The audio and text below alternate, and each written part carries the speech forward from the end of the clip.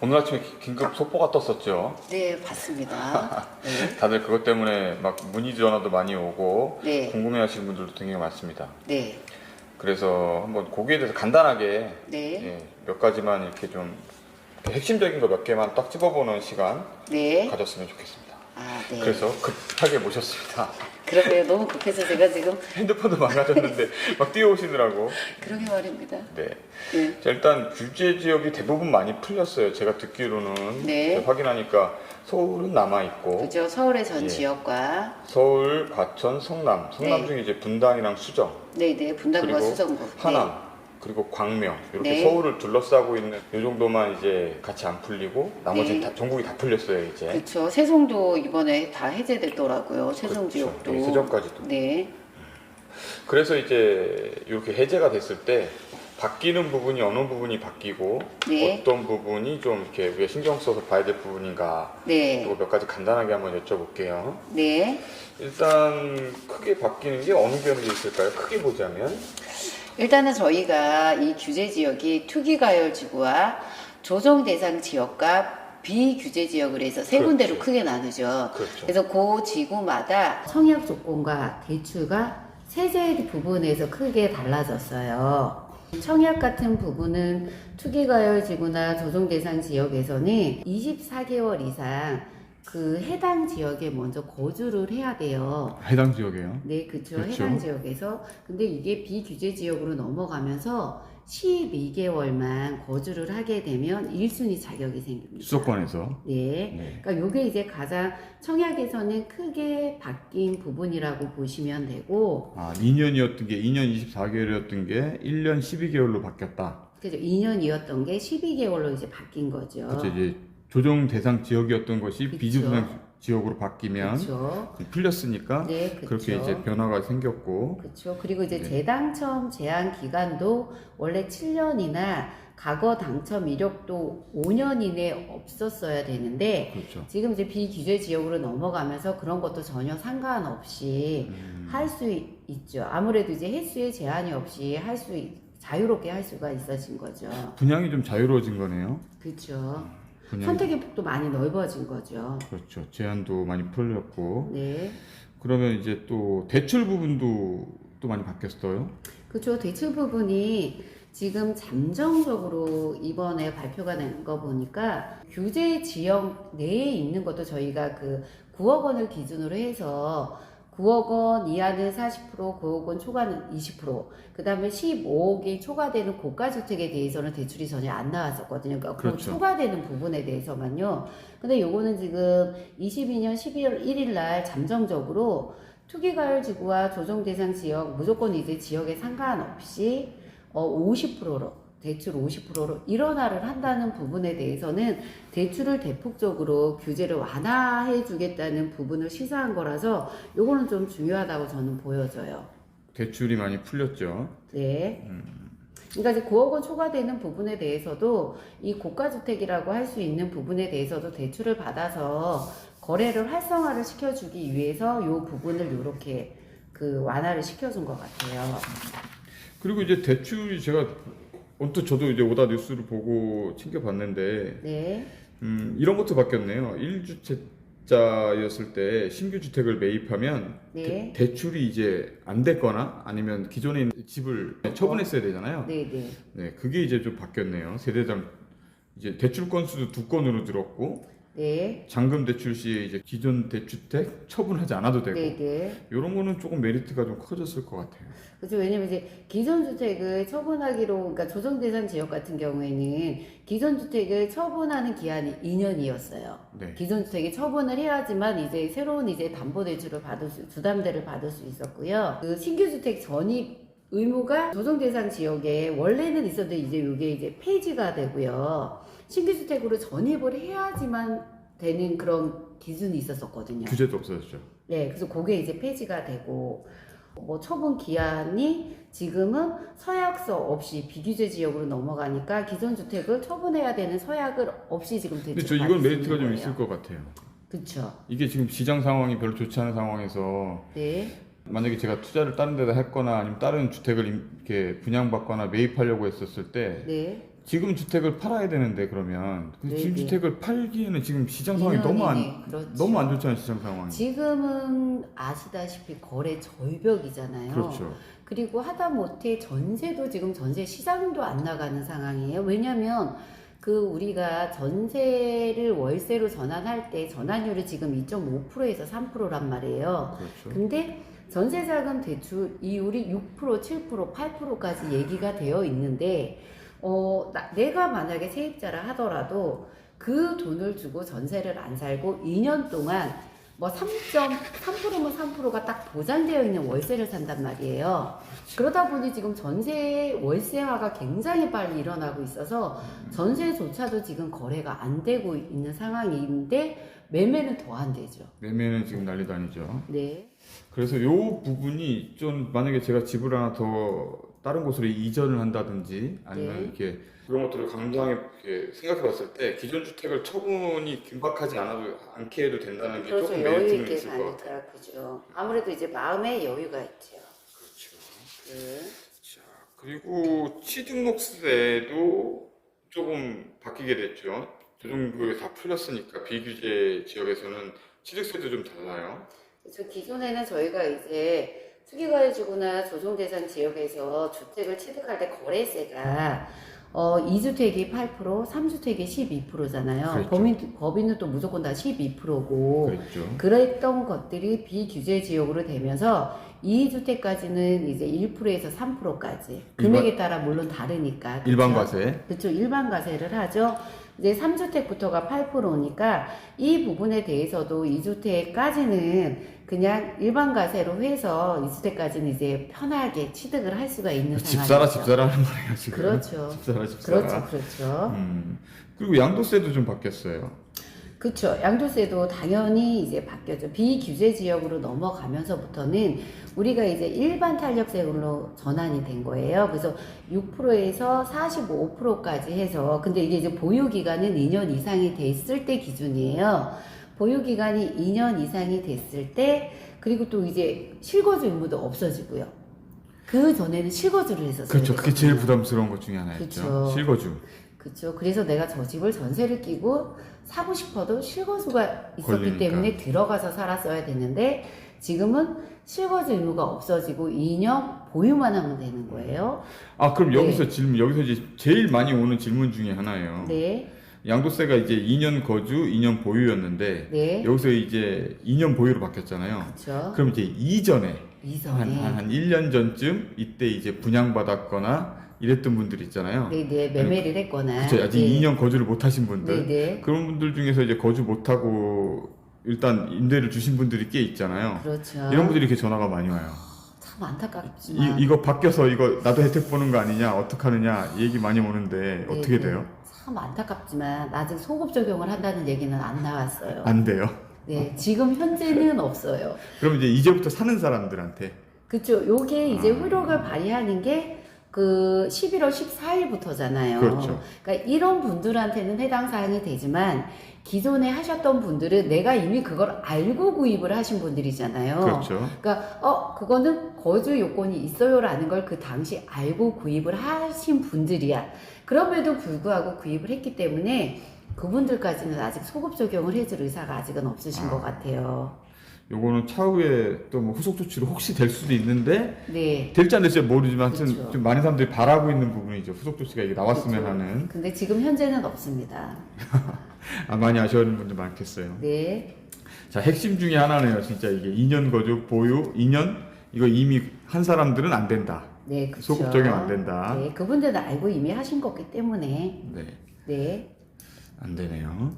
네 그렇습니다. 자, 그리고 또 여쭤볼 게 네, 이렇게 정부에서 이렇게 조치를 한 게 네, 거래량을 늘리려고 한다는 이제 얘기를 조금 전에 이제 제가 아까 이사님한테 들었는데 네, 이렇게 청약 조건도 풀어주고 양도세도 풀어주고 취득세도 풀어주고 이렇게 다 풀어줬는데 네. 근데 종합부동산세는 오히려 종부세. 종부세가 이게 또 발목을 잡을 수가 있어요. 네, 이런 네. 취지에 네, 이게 아까 제가 이제 시작 전에 설명을 들었는데 네. 종부세도 내려간다면서요.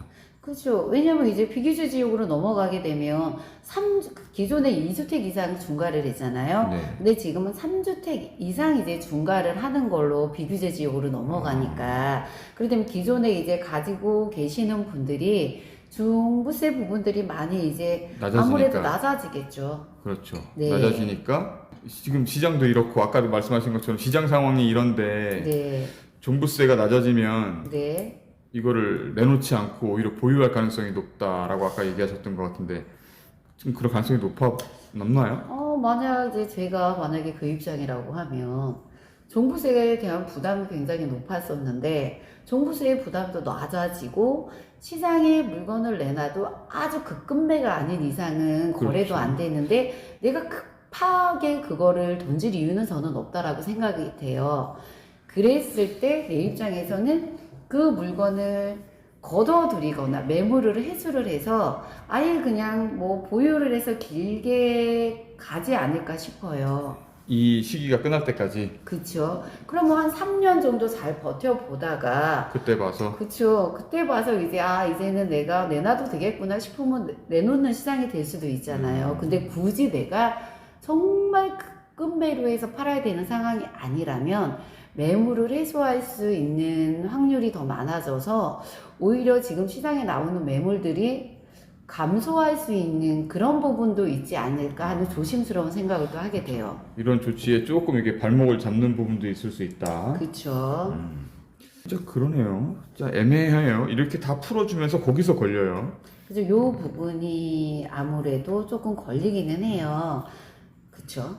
그리고 근데 이 모든 효과에서 지금 제일 많이 시장이 얼어있는 이유 중에 하나가 이제 고금리라고 얘기하셨는데 네.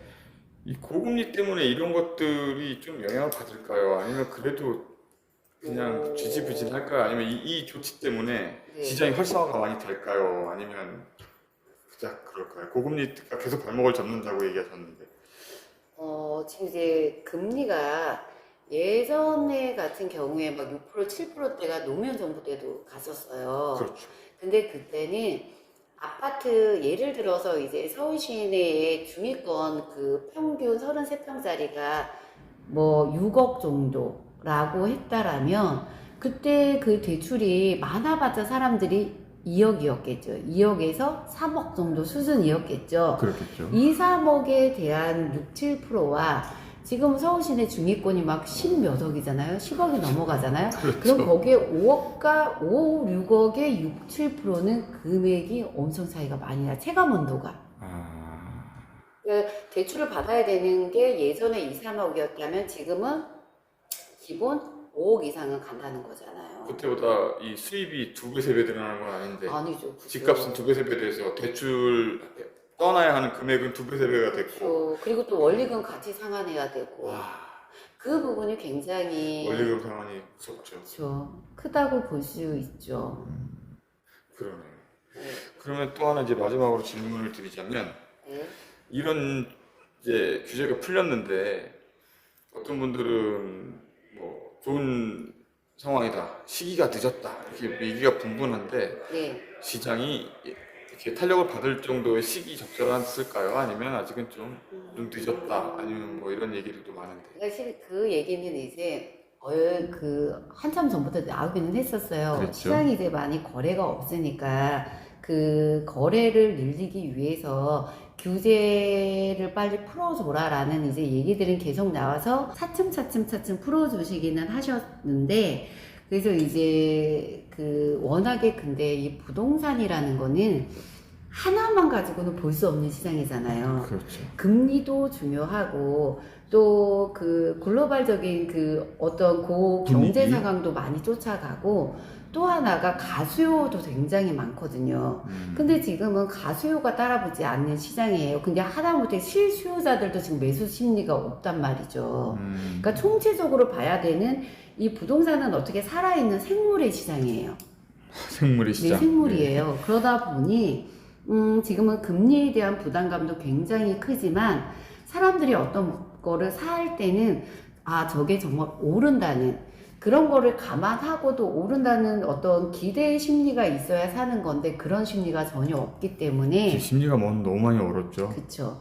그래서 아마 이 분위기가 내년 하반기까지는 쭉 이어지지 않을까라고 생각을 해요. 아, 이렇게 규제를 풀었어도 네, 심리가 이미 너무 얼었다. 그렇죠. 그럼 제가 약간 정리해 보자면 네. 규제를 푸는 것은 좋았지만 네, 이미 너무 얼어붙었고 네, 금리는 너무 높고 그렇죠. 뭐 짜잘하지만 이런 또 종부세 같은 것들도 약간 영향을 미칠 수 있고 네, 그래서 내년 후반기까지는 네, 네. 이 분위기가 그냥 갈 것이다. 네. 왜냐면 이제 전반적으로 보면 내년에도 미국에서 연준에서 계속 금리를 올린다라는 얘기가 계속 있잖아요. 예. 그래서 이번에도 왜 그 자이언트 스텝을 했잖아요. 0.75%를 그렇죠. 올렸잖아요. 계속 하고 있죠. 그렇죠. 근데 그게 내년 상반기까지는 계속 그 금리를 올릴 거라고 하기 때문에 계속 겁주고 있죠. 그렇죠. 그 불안감이 아직 해소가 안 됐어요. 차라리 이제 미국에서 이 금리가 여기까지 딱 끝입니다라고 하면 그거를 보고 사람들이 이제 들어갈 수는 있는데 이게 도대체 언제까지 어디까지 갈지 아무도 지금 그 감당 그 리스크가 그렇죠. 어디까지 갈지를 모르는 시장이란 말이에요. 그렇죠. 아까 얘기하신 대로 진짜 네, 이제 이자가 안정이 정도 돼서 높든 낮든 그 이자에 이제 적응이 돼야 이제 시장이 풀릴 텐데 그렇죠. 아직 어떻게 될지 아무도 모르는 상황에서 무서워서 못 한다는 그렇죠. 거죠. 그래서 차라리 이제 0.7, 그러니까 7%에서 이제 끝이다라고 하면 이제 그걸 갖고 쭉 간다라고 하면 아 이제 여기서 이제 끝났구나라고 생각을 해서 그거를 감안해서 투자할 사람은 투자를 하겠지만 이게 언제까지 금리가 올라갈지도 모르는 불안한 시장에서는 선뜻 덤빌 수 있는 사람이 그렇게 많지는 않을 것 같아요.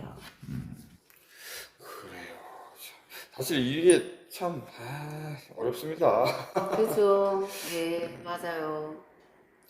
그러면 자 아까 이렇게 한번 오늘 내용을 한번 정리를 한번 해볼게요. 네, 일단 전국에 있는 서울과 네.